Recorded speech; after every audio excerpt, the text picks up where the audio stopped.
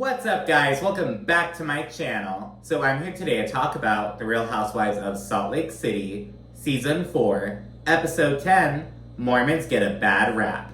So be sure to like, comment, subscribe, and let's jump right on into it.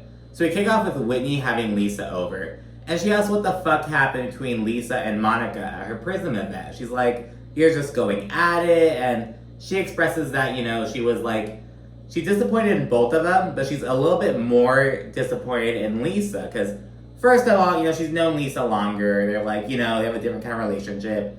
She notes that Lisa knows all the effort that Whitney's put into this brand, and you know what I mean? So she's like, Lisa, what the fuck? You know what I mean?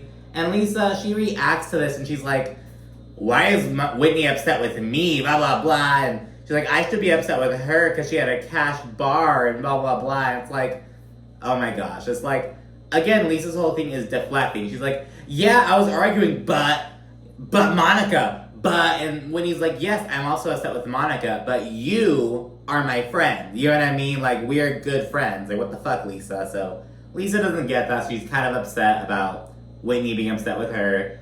Moving along, Lisa mentions how she's also kind of not feeling Angie K anymore because she's like, she's cozying up to Monica. And Whitney says, Angie wants to please you. So, like, if it looks like Angie's riding the fence, just know it's because she's trying to placate Lisa, and that's why the optics seem off, as she says. But Lisa outright denies this, and Whitney accuses Lisa of being triggered by Angie's friendship with Monica. Though Lisa says it's more along the lines of, like, oh, Angie's sitting here talking all this fucking shit about Monica to me, but here she is, like, cozying up to her in real life. So Lisa says that's what it's about. It's like Angie's not being real. The optics aren't matching what she's telling me, blah, blah, blah. But in the confessional, Whitney explains that Lisa really takes any disagreement as a personal attack.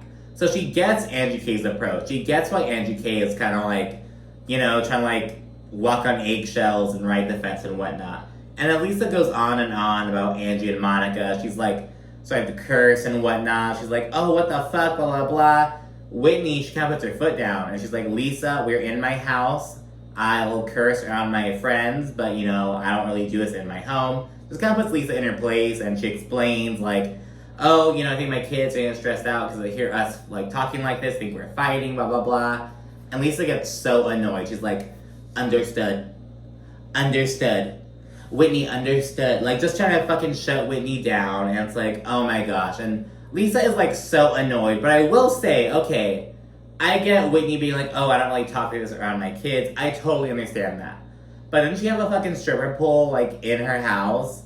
She was on TV doing that, like, oh, love is art thing with her husband. Like, girl, like, okay, that's a lot worse than, like, hearing a couple F-bombs in the kitchen. I'm sorry, you know what I mean? But I understand, you know what I mean? But anyways, we then see Mary. She has Heather over to her home for the first time ever. And Mary acknowledges that, she's always felt somewhat connected to Heather, kind of like on a spiritual level because of their upbringing. And she wants to, like, really get to know her now that Jen Shaw's out of the picture. But that's not the only reason for the meetup, because she also wants to get to the root of some of the things that Heather wrote in her book about Mary. And they sit down first, kind of do some small talk. Mary asks Heather how she feels about, like, leaving the church and everything. And, Heather explains, like, she's still trying to get used to, like, not having that community aspect. Like, she doesn't have a church community around her anymore. And in the confessional, Mary explains that, she feels like Heather wants both sides. She wants the church community and to embrace her dark side, as Mary says. And it's like, I mean, you have to remember, like, Heather was raised in this shit. Like, you know what I mean? I think it's perfectly logical to be like, I don't want to be a part of the nastiness about it, but damn, there's some good memories that come with it. You know what I mean? Like, it's not all bad, just a significant portion of it. You know what I mean? But she had to throw out the good with the bad. She's kind of mourning that loss still, so I get where Heather's coming from. I don't really like how Mary worded that. And then Mary gets to the point, and she says that what Heather wrote about her in Bad Mormon wasn't true. Though Heather disagrees, and Mary says that Heather's excerpt made her seem bougie and poised. Though Heather's like, Miss Mary Cosby, you are those things. Like, what the fuck? And Heather says, I don't think anything I said was that bad. If anything, I erred on the side of caution. And she reads the part in question, and it really isn't that bad, to be honest. Heather then acknowledges that she and Mary have really come a long way, and they're at this new place. And then they mention how, in the past, Mary has said some mean things about her. And Mary's like, well, I feel like you said some mean things about me. And then Heather's like, well, you said that I looked inbred. You think I look inbred? And Mary doubles down. She's like, yes, I do. After she doubles down on that, she's like, I'm just telling the truth. She does apologize to Heather for, hurting her feelings, and really fucking weird. It's like, Mary doesn't give a fuck about Heather. I'm sorry. We then check in with Meredith and Seth. They're working on their podcast with some help with a producer over FaceTime. And, it kind of starts out kind of slowly, but it quickly gets good because they begin chatting about their post-nup, which they got 15 years into their marriage. And Meredith explains, we were moving from Chicago to Park City, Utah. She noted that, if she were to get a divorce, or if Seth were to leave her specifically, Utah isn't a very favorable state for women, especially compared to somewhere like Illinois, I'd assume. But anyways, so she talks about that. She notes that there was nothing financial in it. It was all like stuff about custody. And Seth, he, explains that, I was brought up to believe, the man, just makes all the money he can, provides all the financial stability, tries to make a better life for his kids and his family, and that's it.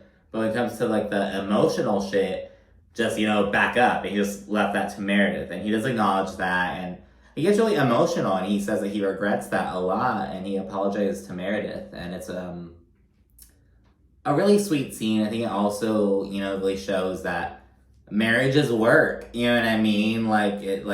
15 years into the marriage, and, hitting these bumps in the road, and trying to protect yourself, and, working through these issues. And also acknowledging your own fault, you know what I mean? So it was really nice to see. And, in the middle of this really heartwarming moment, Meredith's like, oh shit, we're not recording. Because it's for, the podcast at the end of the day. So it's like, oh my, it was just so funny. It was, such a genuine moment. It's like, oh, we forgot to hit record. Moving over to Monica, she's with her 4 daughters, and they're helping out her eldest, Bree, with, something regarding, prom or whatever. Then her mother pulls up in her Range Rover, just, spontaneously. She rolls up, and we're like, is that Volvo?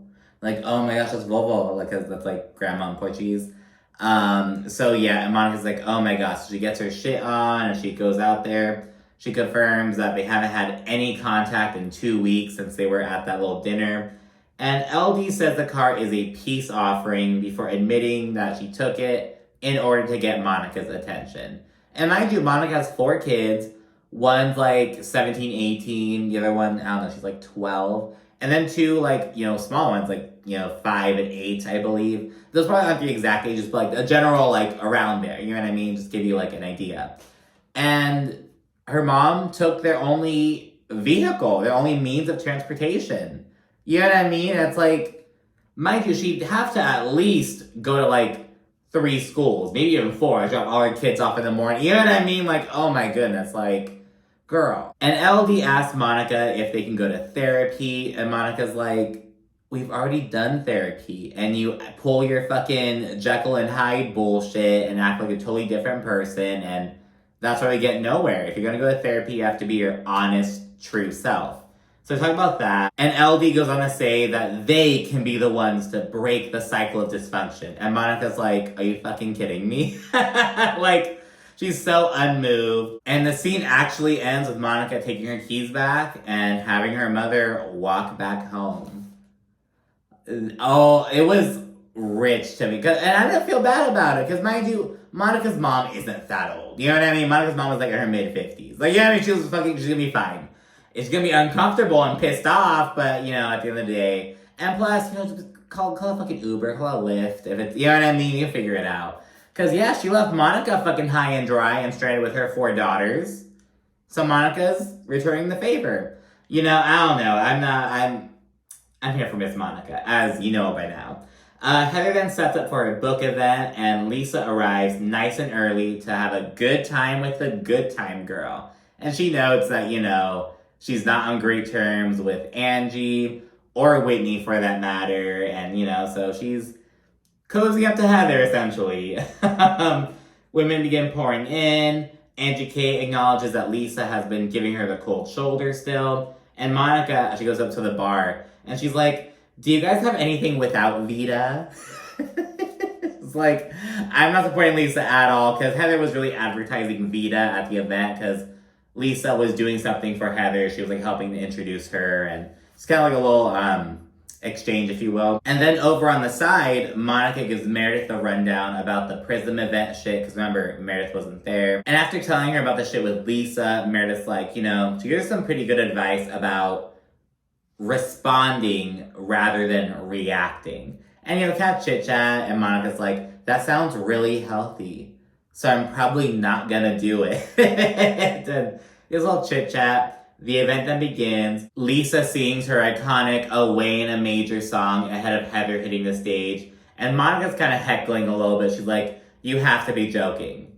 No, like what? Like just kind of talking shit. Angie K laughs at this, which really pisses Lisa off. And she's like, whose side are you on, Angie? But mind you, just a couple episodes ago, Lisa was like, I'm not putting you in the middle, Angie. Bitch, you're just telling her to pick a side. But whatever. Lisa's just so delusional. Heather then ushers in her choir, and they make a little beat for Lisa to rap to. And the ladies has really shit on it in the confessionals. Mostly Meredith, Angie, and Monica. They're talking mad shit about Lisa in the confessional.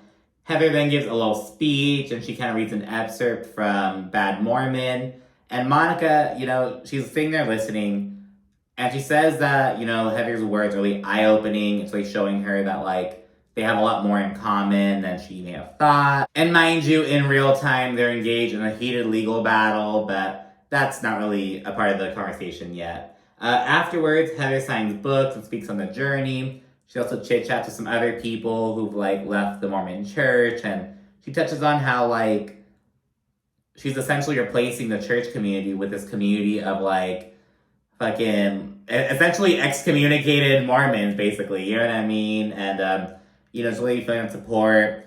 One person says, I wanted to leave the church, but I stayed for my parents. And Heather's like, I understand, because Heather didn't leave the church until her father passed away, and her mother stopped talking to her when she left. You know what I mean? And just kind of touching on these complex feelings and this weird relationship with the church and the family ties, the cultural aspect, because it's all really tied in that Utah community. And yeah, we then see Heather and Lisa have a little bit of a moment. They chit-chat, and ultimately Lisa really validates Heather by saying, girl, I understand we have different experiences. People who are raised culturally here have these weird set of rules that other Mormons don't have. And Lisa acknowledges, I don't really raise my kids with those kind of weird set of rules, and you were kind of raised with it. So Lisa finally acknowledges the difference in their experiences, but again, it took her falling out with Whitney and Angie K to fucking do it, but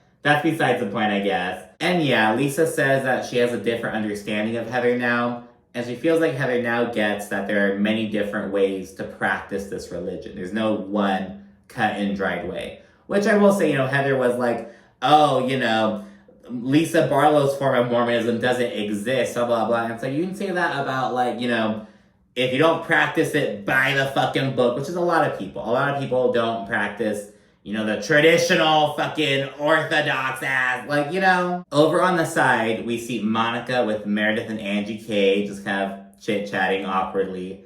Angie K then acknowledges the threats that Meredith made against her family. And Meredith's like, I never threatened your family. And Angie K's like, you said you had information that could ruin my family. And Meredith's like, yeah, but I'm not going to share it. It's a big difference.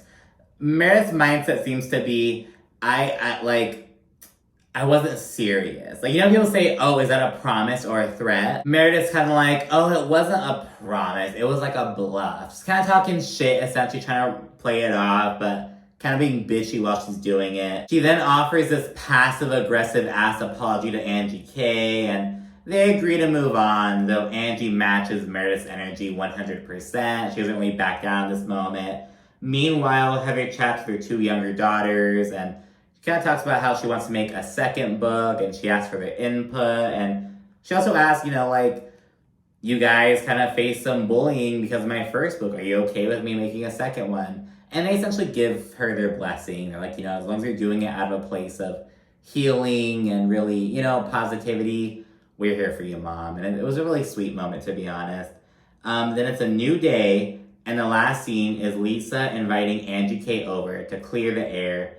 And, they haven't chatted for a while. They both say they felt overwhelmed and really need to step away from each other. And Angie K says that she believes that Lisa is upset with her over her friendship with Monica. And immediately, without fucking interrupting Angie K, Lisa's like, wait, I'm confused. No, I'm not upset with you over your friendship with Monica. I'm upset with you because the optics aren't matching the conversations we've been having. And Angie acknowledges that, look, there's some truth in this observation. I'm not going to deny that I've talked shit about Monica, that I've had these negative sentiments towards her. But she asked to sit down woman to woman, and we did, and we really got to a better place. And she's like, we aren't super close, but we're working on our friendship. So Angie ultimately says that she and Monica are moving forward, and Lisa's like, well, I didn't know about this. And granted, Angie's one-on-one with Monica was only a week prior, so maybe Lisa didn't know, but Angie doesn't owe Lisa's explanation right away. You know what I mean? And Lisa's been acting such a brat, so it's like, girl, stop it. So fuck Lisa at this point, Angie then says, I may have seemed a bit wishy-washy, but I'm basically scared to tell you what's up. And, after Lisa expresses confusion at this comment, Angie's like, take, me meeting up with Heather to paint birdhouses. You said you were so triggered by that. And it was like, what? And Angie explained she's a natural peacemaker. It's her, that's her, natural state to, make amends. So she's like, I'm making amends with Monica. I'm making amends with Heather. And Lisa can't fucking handle that. And this bitch, Lisa, she responds, your insecurities and telling me stuff is not my problem. Bitch, it kind of is, because her insecurities and telling you shit is due to how you react to your friends. You want them to be pawns. You want them to do, you know what I mean? It's not just because she's insecure. Fuck you, Lisa. Try to just act all fucking innocent and gaslight Angie into thinking it's because you're insecure. It's because, you just don't feel like telling me shit. But no, there's a reason behind that, which Whitney acknowledged. And then in the confessional, Lisa says that Angie's whole answer and her stance is a cop-out before saying that she's a liar who is also weak. I'm like, oh my goodness. And she also says that Angie is projecting. And Lisa ultimately turns the fucking tables. And she asks Angie, how do you think it feels to be me in this situation? I'm an open book. But you're here hiding these things from me. How do you think that makes me feel? Just totally manipulating a situation. Angie says that she would always support Lisa and never treat her the way that Lisa has treated her.